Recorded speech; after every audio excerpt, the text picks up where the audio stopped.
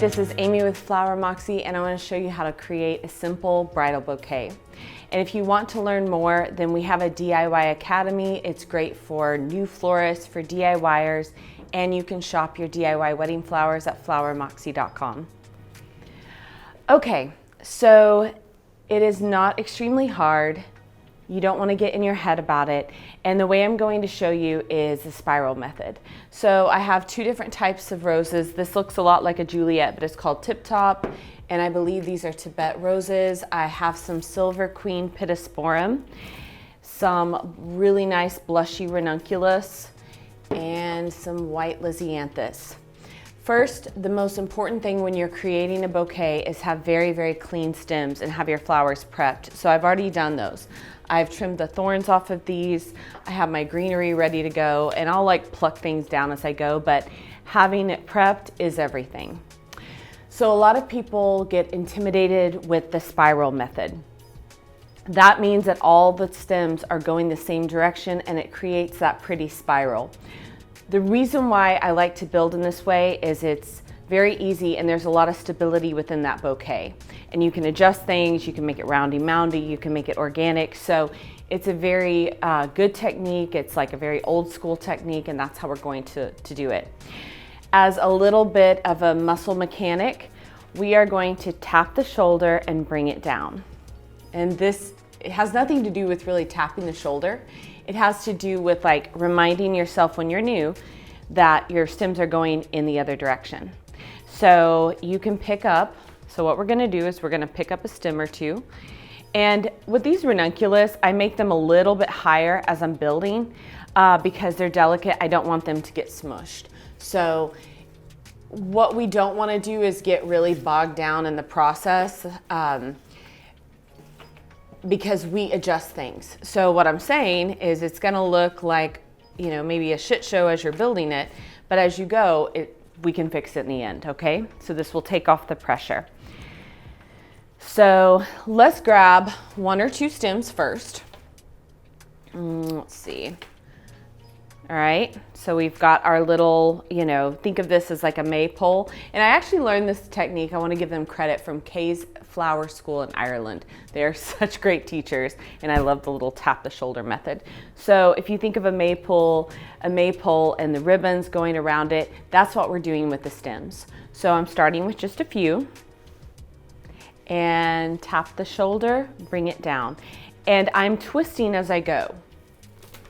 Greenery, tap the shoulder, bring it down. And you can't really see the spiral form at first. It takes a minute. And what I'm doing is I'm alternating flowers. So these Tibet roses like blew out immediately, which I'm not mad about, but we're probably not gonna use as many as what I thought we would use. And these tip tops are very large as well. So lay it over.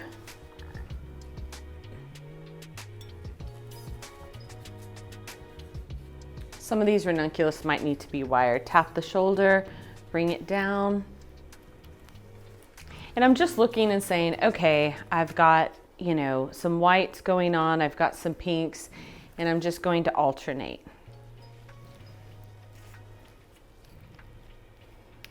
I'm letting these lizzies stick out. This greenery is a bit much, so I'm going to break it down. I can pull that little shorty in later. So all of these are going in the same direction. And you notice that I'm holding it horizontally. This helps instead of vertically. This kind of helps the flowers not to shift as you're holding them.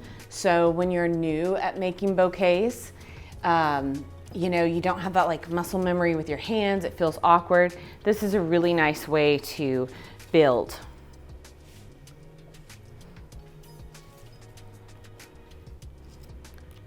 So these little lizzies, I might cut them down, but there's multiple stems attached to one branch. And I might have like little dancers, but we'll see how it goes at the end. Notice how everything is very clean on my handle. That's very, very important. If I start getting greenery down here, I won't be able to adjust things as easy. It looks messy, it won't look polished. So that's why that clean, those clean stems are so important.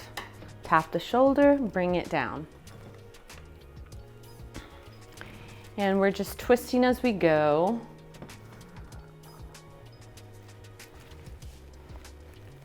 And we're getting somewhere. See how this is nothing of what we're gonna end up with? I'm building this quickly and sloppily. And you might be doubting me as a florist. That's fine. But I want to show you that the magic kind of happens at the end. And this is really important when you're new, because I remember when I was a new florist, if I was building something and it wasn't looking right as I was building it, I would get myself really flustered. And what I've learned is a little bit of zhuzhing makes all the difference.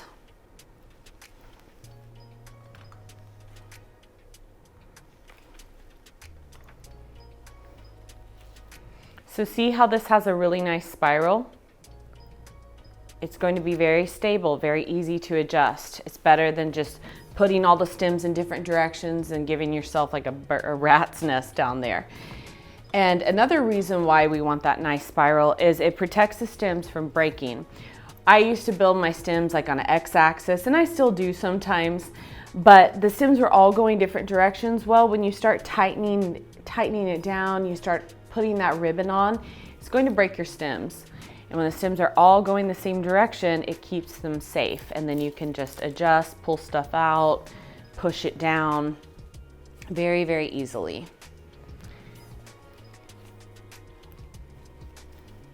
This is a really great thing to practice with grocery store flowers. I don't care if it's, not the right flowers that you're going to use, the same rules apply, and it will help you build your confidence. Because when I was a new florist, I would literally get like meat sweats when I would go to build a bouquet. I was just like, oh, I'm so overwhelmed and so nervous it's not going to turn out.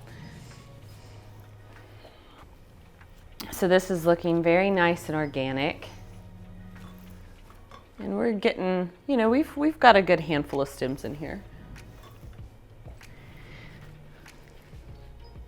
We have really nice placement. Dispersion of colors. I can already tell that guy's too low. We're going to break that one off.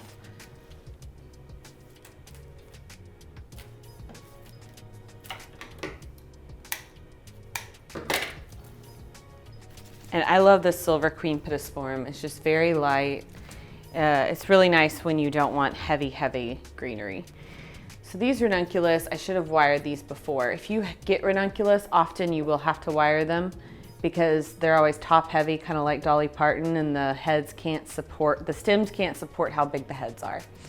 So you run a wire up the center because it's hollow, and I have videos on that. So if you just type in wiring a ranunculus, then one of our videos will pop up. Not that hard to do and necessary sometimes. Okay, I've got a lot going on here. It's pretty, but it's not exactly where it needs to be. And this is why we can just build and not worry about it, because we're gonna fix it in the end. All right, I wanna throw one of these guys in. Perfect spiral. I'm going to clean these up a little bit.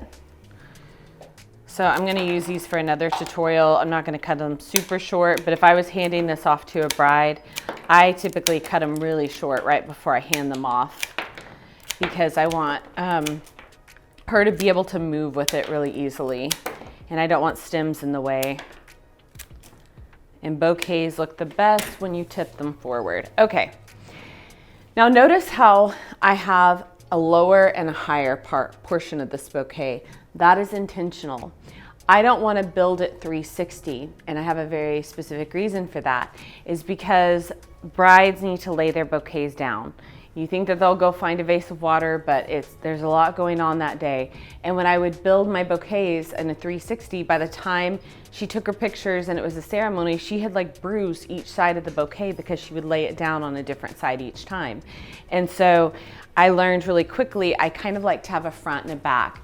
Now, not that I don't have any pretty finishings, but it helps the client, it helps you know how to hold it, and then you get more show for your flowers. So I'm gonna raise these guys up and back, and I'm facing them forward. So I'm just getting my money's worth out of these flowers. And that way it fits against the body easier. So like, you know, when she's holding it, if she was holding it on this side, you know, she wouldn't be able to like press it up against her body. So the things I look for is I'm like, is anything super smashed? And if it's smashed or if it's like not able to be seen, then I'm gonna pull it out. And I'm gonna make sure that all these guys are front facing. I want a soft, organic, garden picked vibe. So that means that I need clusters and I need to like have different heights. So if I wanted roundy moundy, I would, you know, have it very rounded. Things would be very close to the same level. But if you want that soft organic feeling, you just come in and you start raising things up. Sometimes I really sink things down to where it's barely seen. It's just like peeping out. And you think that's how it would be in a garden. So that's ultimately what I'm trying to recreate when I create a bouquet, when I build a bouquet. This little guy got smashed. We'll just snip him off. And I'm pulling up this lisianthus. When you have like more accent flowers and, you know, your spendier flowers, you want to pull those guys up. And the reason being is that they're nice little dancers. Like a rose is going to be too visually weighty, where this little lisianthus and these ranunculus, they're just more expensive. They have a really pretty look. So we want these guys to dance above the rest of the flowers. And then I noticed where I have an over cluster of flowers. So I had 3 ranunculus just sitting right there hanging out. Well, you know, that's, I need to shift those over. I don't want them in like a major concentration. So that's where the spiral becomes so helpful, is because all of these stems are in a safe place and I didn't get them all cross-threaded, I can just push them up and down. So this white rose is getting a little smashed. Let's see here. This is just a really squishy rose. These blew out really nicely, which is great, but they do tend to look squished easily when they blow out and they're soft.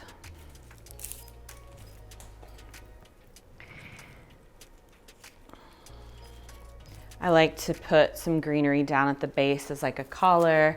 I like to fill it in the back,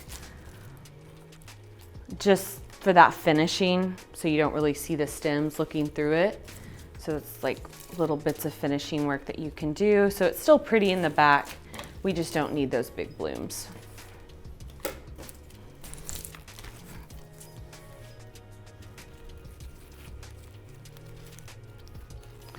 I love this greenery, but it is prone to shedding. It's not the strongest greenery, and it's more expensive, but sometimes it's just worth it. All right. I think we can call this done. I really have to look in the mirror and get a different perspective on a bouquet, but this is essentially how you do it, and I encourage you to practice. So if you're DIYing your wedding flowers, I don't want to see you doing this the first time the week of your wedding. I want to see you doing this like a few months before your wedding. Just when you go to the grocery store, buy one of those $10, $15 mixed arrangements. Yes, there will be wonky colors and it might not be your wedding flowers, but you'll get very used to it. That way when you get your professional florist grade flowers, which is what we sell, you easily just quickly start building them. But this is how you make a simple bouquet. It's not overly complicated. Just pick hardy flowers, and if you shop Flower Moxie, I'm very fussy about the flowers that I sell. So I don't want to sell flowers that are, you know, temperamental for a DIY client. And that's a really great place to start. So let's talk about tying off. And again, I would cut these very even, and then I cut them about this short before I hand it off to a client, because I want them to be able to like move with it, and I don't want the stems this pronounced. So there's 2 ways to tie it off. You can take a rubber band, and that's where you hook a really, really strong stem. You wrap it around maybe twice, and then you hook like the same strong stem. And what's nice is you can still shift the stems around. And if I were to cut these even, this would be able to stand up on its own. And that's when you know that you've done a good spiral. But we're gonna build something else for you, so we don't wanna waste these flowers. Another way that you can tie it off would be a zip tie. I love these 11-inch zip ties. I let it run across the palm of my hand, bring it across, and don't crank it extremely tight, like enough to where it can open. And sometimes I use this as a trick to shake it and open it up, because the flowers will fall in on each other and you want space and breathing room in that. And when I really know that I have that placement where I want it to be, I will tighten it a little bit tighter. And this is where, if you did not build in a spiral method, the stems would be breaking. It would be too much pressure. And if I'm working with delicate things like hyacinth, tulips, I'm not going to use a zip tie. I'll go for something softer, because the zip tie can be a little hardcore, but it's really nice to keep that organic placement. Okay, so then you cut it off, you put it in a hydration vase. I would probably mist this down with Crowning Glory, which we sell. It's like a really great fresh floral spray to keep the flowers hydrated. And then once I transferred it to the venue, I would cut it short, wrap my ribbon after I transferred it so I don't have water sloshing up on that ribbon, and then I would hand it off. And then know that if this is for you, flowers look the best when they're tipped forward. Again, that's why it's so nice to cut those stems short. And that way, like, you can move around with it in those pictures. If you have any questions, leave them in the comments below. Make sure you like and subscribe. That way we can make more videos for you. If you want to see more exclusive tutorials, then hop on Flower Moxie and join our DIY Academy. I take you through so much knowledge, so many tutorials of how to create what you need for your wedding. Thank you, and we'll see you next time.